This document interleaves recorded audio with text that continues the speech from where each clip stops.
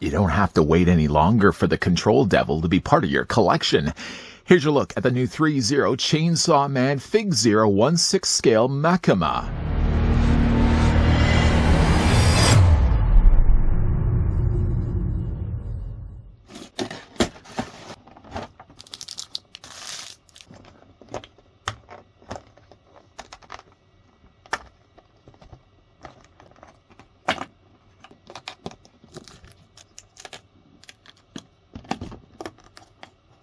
FigZero 1/6 scale Makima stands approximately 11 inches tall. She is fully articulated collectible figure with approximately 13 points of articulation and an incredible head sculpt.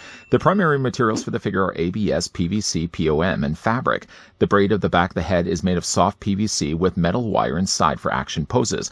Makima includes 2 interchangeable faceplates that can be exchanged between a standard expression and an ominous expression, and 6 sets of interchangeable hands, including her ritual pose hands, which perfectly replicate the iconic scene revealing Makima's grisly abilities.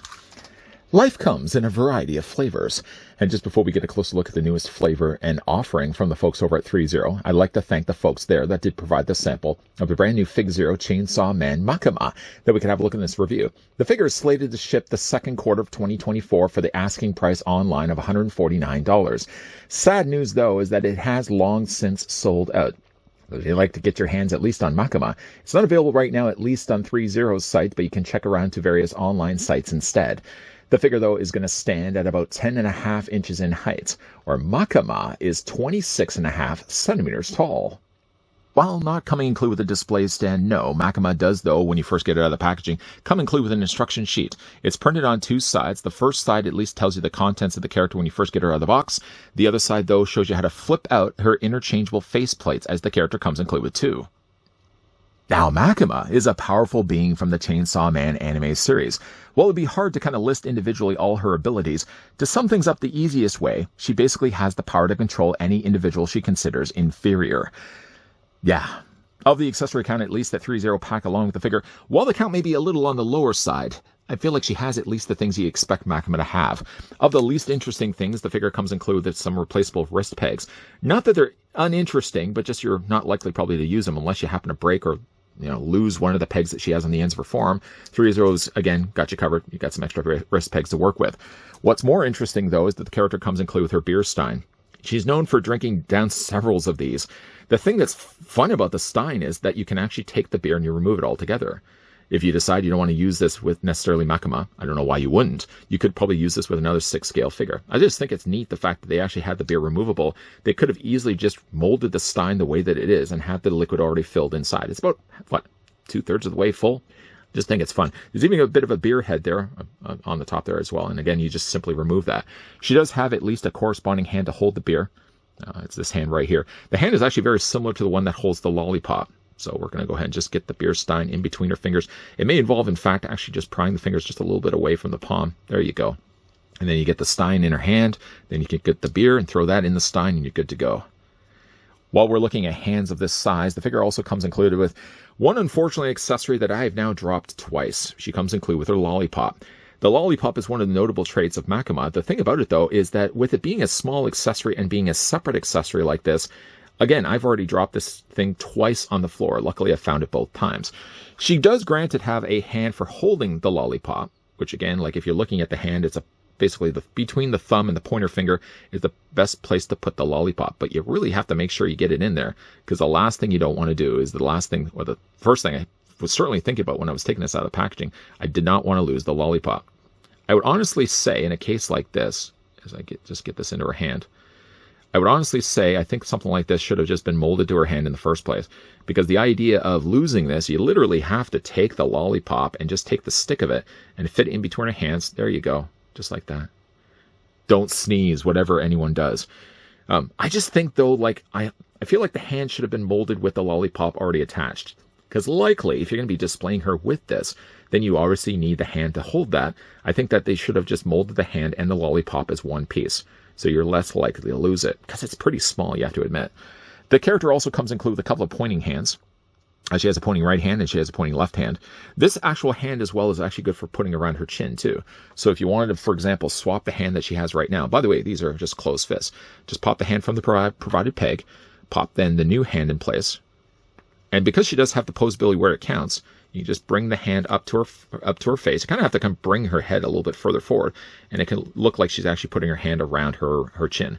The thing about it, though, is that you really have to line it up just perfectly for it to look like she's actually got her hand underneath. A lot of times, you kind of feel like, as you can see right there, it looks like the hand kind of starts to move away from the face. But it's, again, if you want to have the figure posed like that, that's a good way. And then, of course, if you want to swap it out for the lollipop hand, you can then display the character with that as well. The last thing that she has is also her ritual hands. And again, for that, it involves me just removing the hands that she has right now. Just put those off to the side. She does come with, let me just put the figure down here for a second. She comes with 2 hands that make up her ritual hand. But basically, when in the series, she basically just kind of rubs one on top of the other and does disastrous things to others. To do this, basically, again, you're just going to take the hands that she has, just pop one in place. The hands are also very easy to remove and very easy to reattach. Sometimes in the past, I've had problems, not necessarily with FigZero, but when you get pegs this small, they tend to move back and forth a lot. You can see, though, the way they've designed these, the pegs are large enough and popping the hands in place, very super easy to do. And again, you just take the hands, you just kind of line everything up. I've seen the way they've displayed these in the show.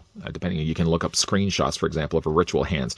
She does seem to have, like, one usually is overlapping the other. Sometimes I've also seen images where she has the top one overlapping, like this one here, and then like this one down here. But basically, you just bend the elbows, if I can get them just lined up like that, and then she basically can be posed like that.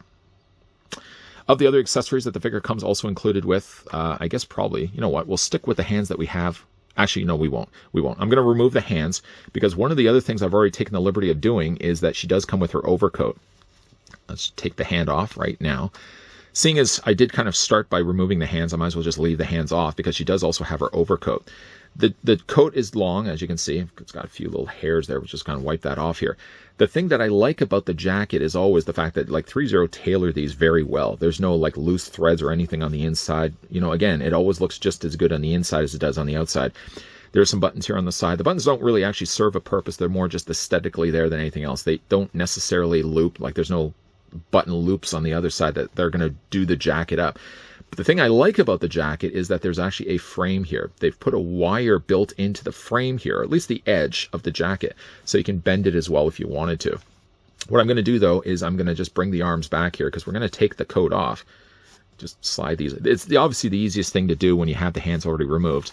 Just slide those right off. We'll put the jacket off to the side. You guys want to see the jacket one more time? Let's just put the figure here for a second. Yeah, show you guys what the jacket looks like. Again, a lot of times when you get 6 scale figures, some companies actually, will leave loose threads on the inside. I mean, it looks just as well stitched on the inside as it does on the outside. Nice looking jacket. Put that off to the side. Now let's go ahead and put our hands back in place. So we'll pop one hand in on one side. We'll do the other hand, of course, on the other side. What hand do we want to use? I'll just use the pointing hand for at least right now. I want to make sure I've got the right hands. We'll use this one. Pop that in place. So the other thing that she also comes included with is that Makima has 2 different head portraits. The one that I did want to start the review with is actually the one I started things first when I took the figure out of the packaging. It's kind of more of a neutral expression on her face. One of the notable traits of Makima is the fact that she does have these kind of glowing orange eyes. Cosplayers, I've seen tons of cosplayers online where they've actually done, cosplaying of Makima, and they've had to get like orange contacts. They're kind of more of a yellowish than they are orange. Nice coloring on the hair as well. Now, speaking of the hair, the back of the hair, they actually advertise this as having a wire. The thing I did notice, though, about the ponytail is that the plastic that they're using is pretty dense. I don't know how much bend I can really get in the ponytail, and I don't feel like I really want to start bending it too much. It looks like it does bend a little bit. The thing that I'm really worried about, though, is if I'm bending this, if that's going to start to flake the paint. Because the paint on the hair is done really well, that I don't want to jeopardize that at all by doing something that at least is advertised online, that it does have a wire. But I also don't see anything on here that would really indicate that a wire is built into her hair. So I'm just going to kind of leave it as is. She does, though, like I said, have 2 different head sculpts.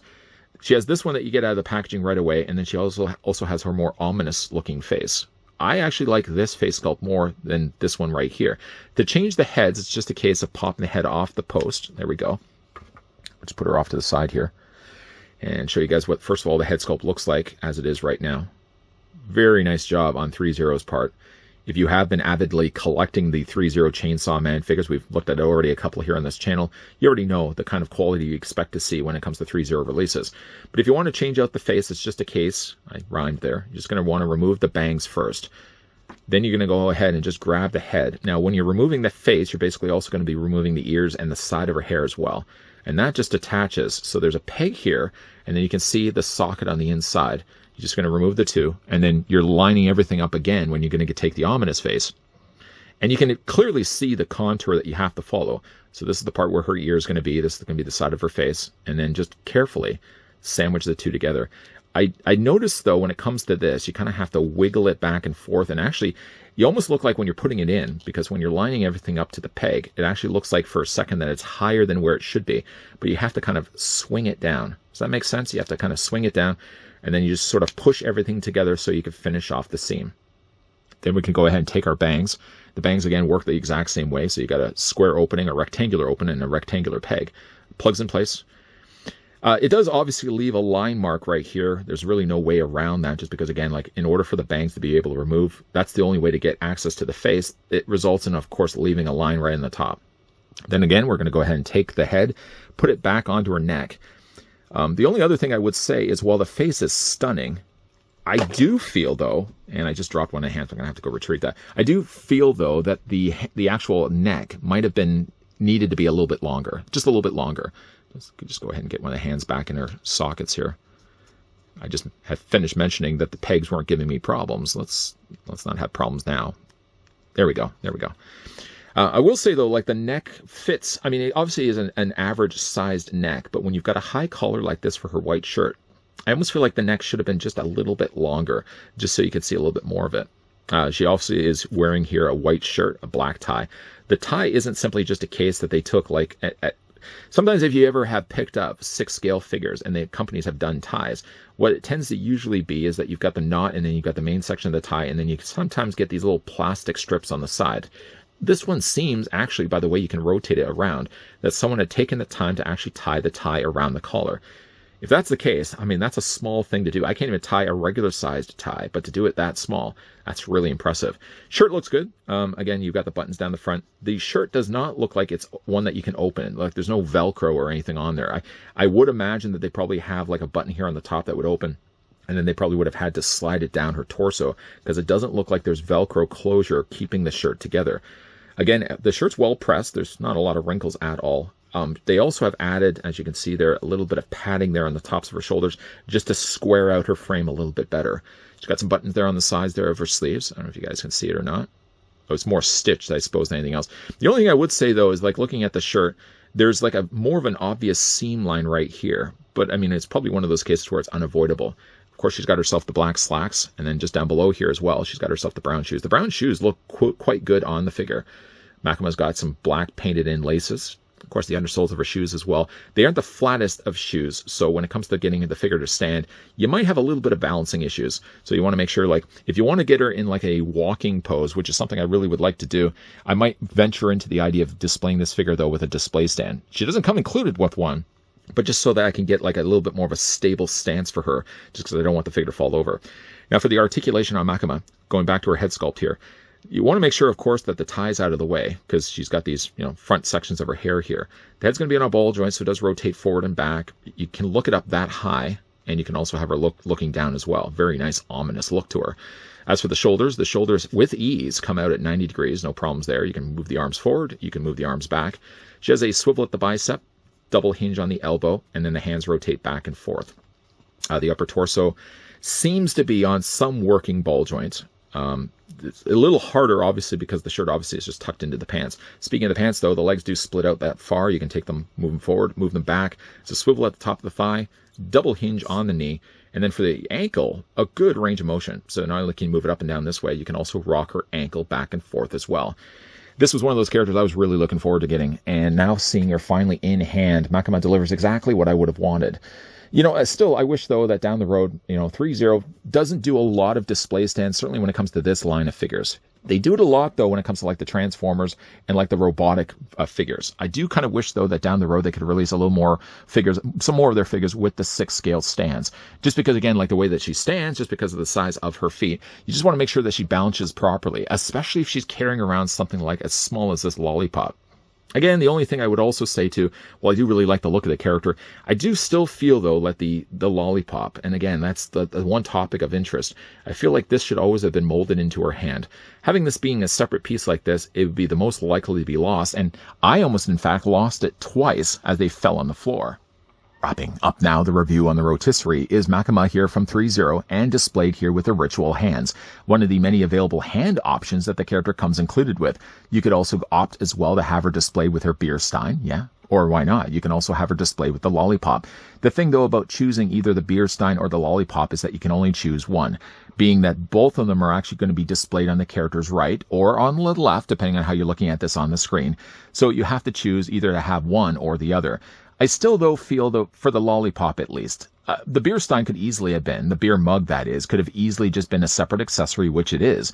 But I feel like in a case like a lollipop, anytime a company's releasing an accessory that small with already a designated hand in mind, I feel already that you should combine the both and have the hand already molded with the lollipop.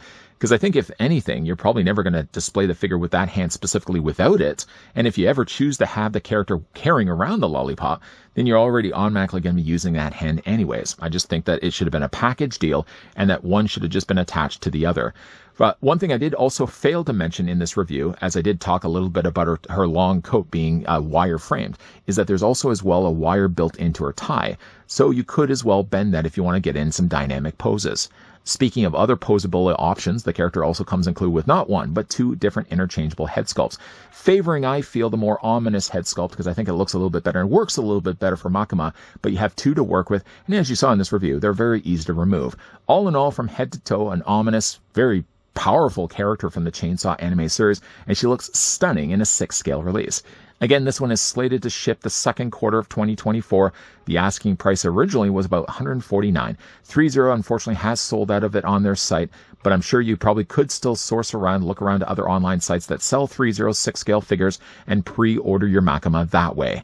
What do you guys think of the figure? Let me know down below in the comments section. Is this one that you guys could see yourselves picking up? And have you already been collecting the FigZero line of Chainsaw Man? Speaking of FigZero, again, I'd like to thank them for providing the sample we could have a look at. If you guys did enjoy this video, want to throw it a like. If you guys are loving the content, yeah, and want to stick around for more, sure. Why don't you hit that subscribe? Why don't you turn on that bell? Why don't you come back? As always, guys, thanks for watching. See you guys next time.